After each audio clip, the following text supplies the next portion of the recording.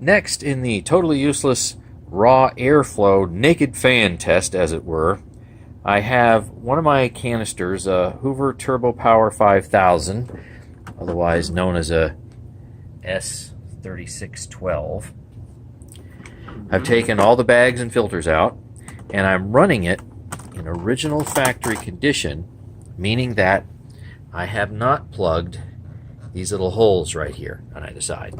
At one time I did plug those holes, and when I did, I experienced higher airflow and higher suction, but I experienced a downside. And that downside was there was additional back pressure created.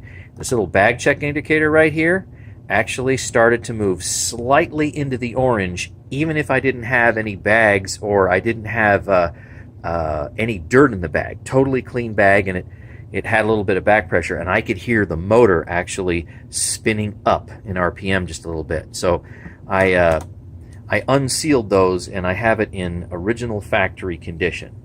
So I have replaced the front and rear bearings. Oh, that was a joy.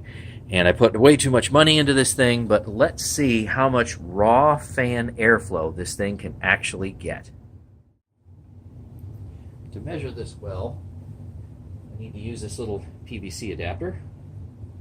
So let's see what we can get.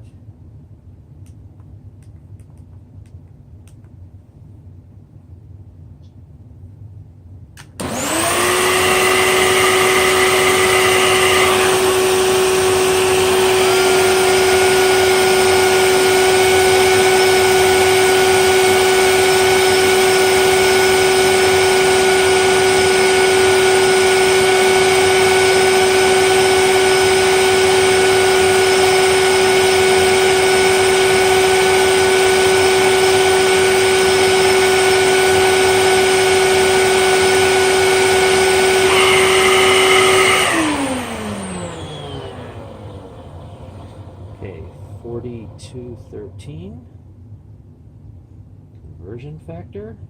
We are at 110 CFM.